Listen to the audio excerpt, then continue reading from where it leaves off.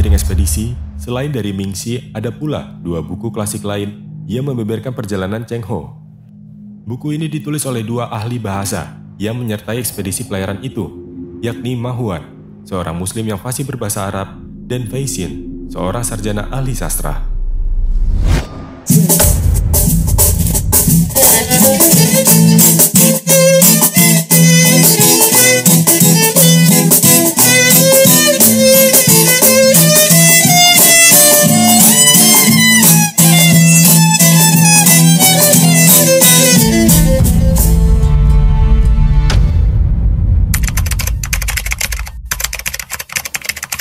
Pada pertengahan Juli 1405, armada Tiongkok dinasti Ming di bawah Laksamana Cheng Ho memulai pelayaran dunia yang kemudian dilakukan secara berkelanjutan selama 28 tahun.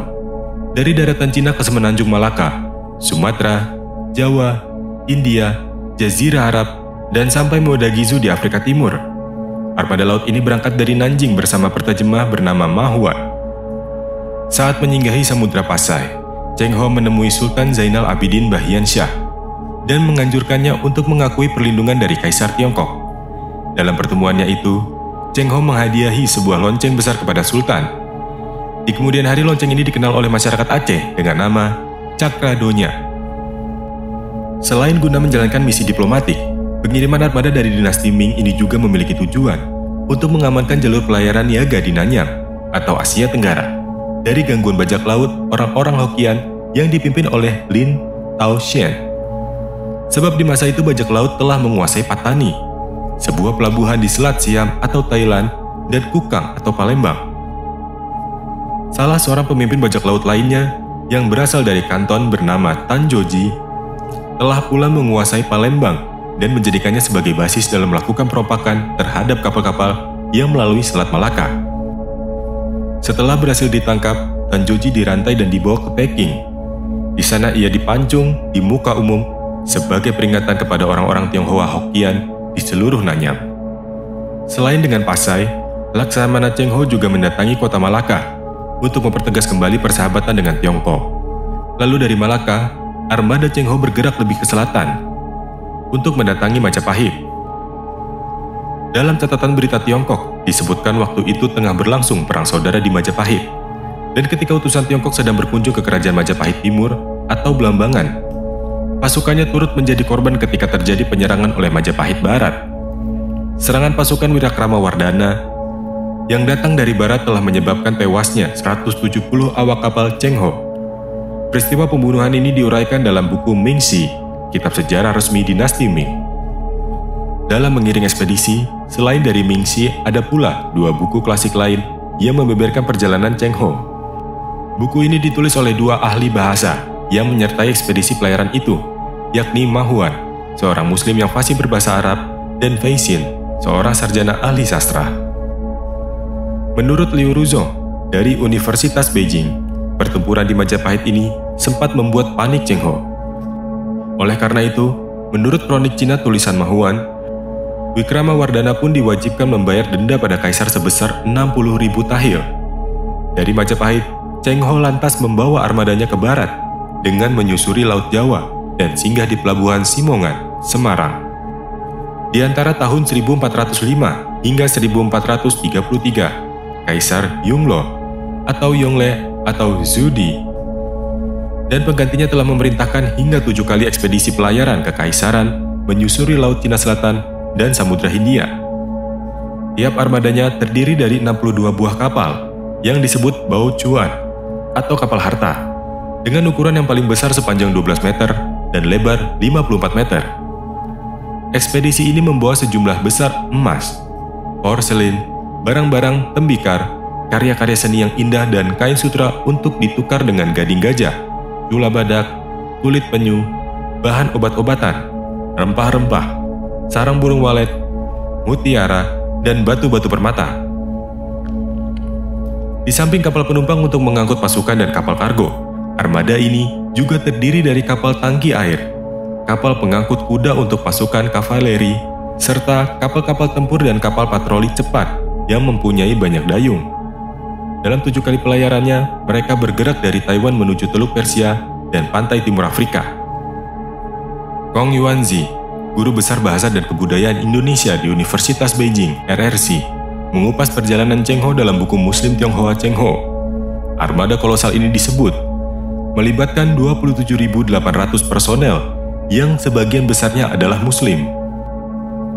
Anggota armada ini bukan saja prajurit, kelasi, ahli militer, ahli teknik, dan ahli perbintangan, melainkan juga diisi oleh ahli bahasa yang akan bertindak sebagai penerjemah serta para tabib. Untuk setiap 150 jiwa, disediakan seorang tabib yang berfungsi sebagai dokter. Pelayaran besar Cheng Ho di abad ke-15 terjadi ketika para pelaut Eropa masih pada tingkat membaca peta.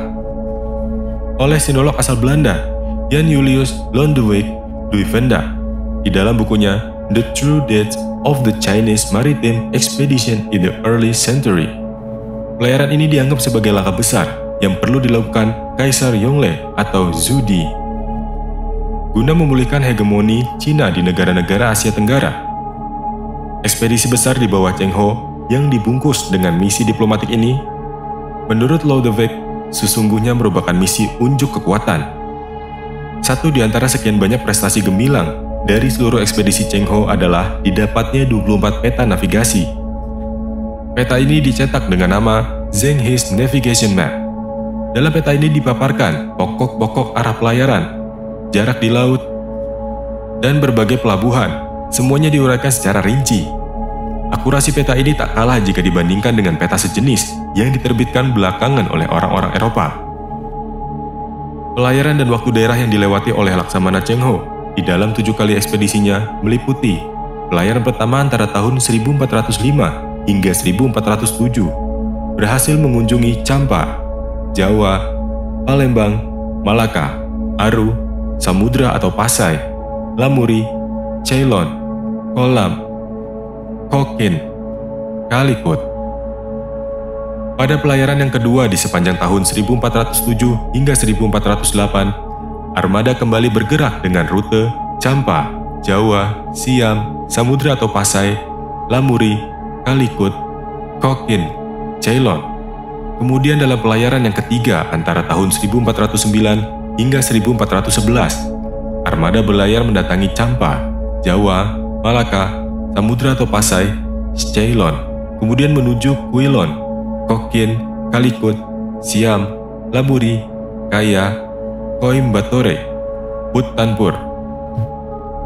Pada pelayaran yang keempat antara tahun 1413 hingga 1415, Cheng Ho mendatangi Champa, Jawa, Palembang, Malaka, Samudra atau Pasai, Ceylon, Kokin, Calicut, Kayal, Pahang, Kelatan, Aru, Lamri, Hormuz, Maladewa, Mogadishu, Brawa, Malindi, Aden, Muscat, Dufar.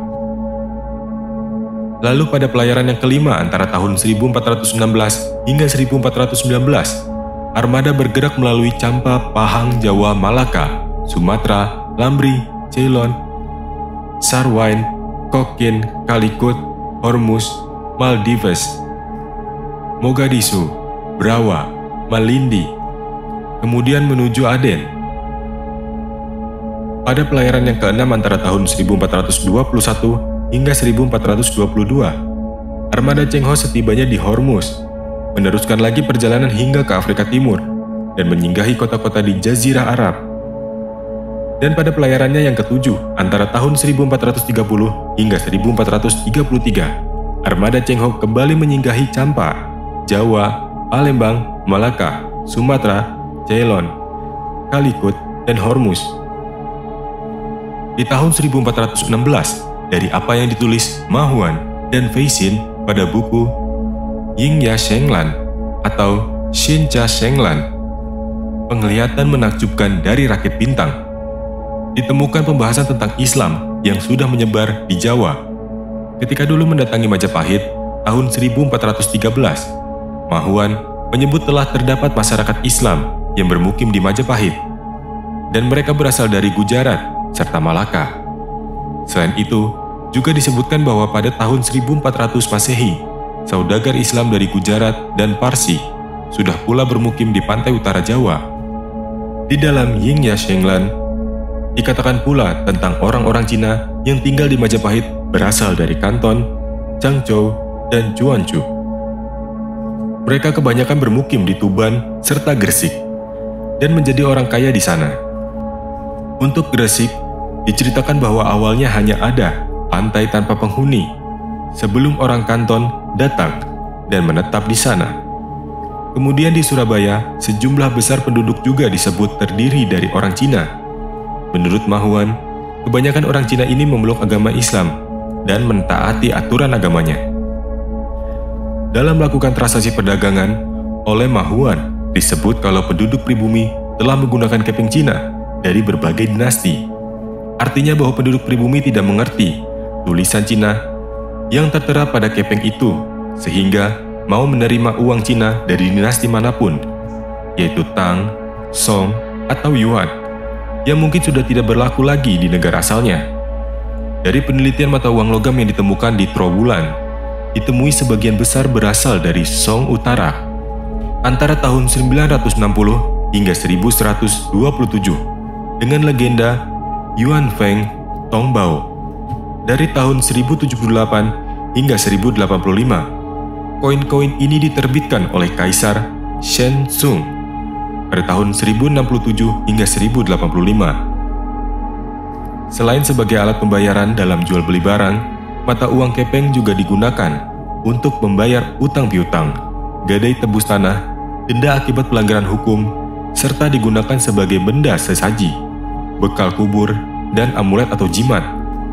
Sementara itu, bagi kebanyakan orang, mata uang logam lokal dikenal dengan istilah uang gobok, yang dibuat bukan hanya dari tembaga melainkan juga timah, kuningan, dan perunggu. Berdasarkan jenis bahannya, mata uang lokal yang berkembang sejak abad 9 di Jawa dapat dibagi menjadi 4 kelompok, yaitu mata uang emas, perak, tembaga, dan mata uang besi. Di dalam perdagangannya, Majapahit juga disebut mampu menyediakan bermacam-macam komoditi yang dibutuhkan, antara lain cengkeh, pala, merica, kayu cendana, gaharu, kapur barus, kapas, garam, gula, gading gajah, cula badak, dan lain-lain. Adapun barang impor untuk konsumsi di Jawa yang utama adalah sutra, kain brokat warna-warni, serta keramik atau porselen. Dalam 7 kali muhibahnya, pelayaran armada kolosal di bawah Laksamana Cheng Ho telah berhasil menunjukkan kebesaran maupun peradaban dari negeri Tiongkok. Namun kebesaran yang mampu menggetarkan siapapun ini tidak ditunjukkan untuk sebuah misi invasi ataupun pencaplokan suatu wilayah tertentu. Supremasi yang berhasil ditunjukkan oleh Tiongkok melalui ekspedisi ini justru digunakan untuk mengamankan persahabatan-persahabatan antar negara ketimbang demi penjajahan atau kolonisasi. Dan tidak ditemukan satupun catatan maupun kesaksian dari wilayah-wilayah yang dilewati menyebut bahwa armada Cheng Ho telah melakukan agresi apalagi pencaplokan suatu kerajaan.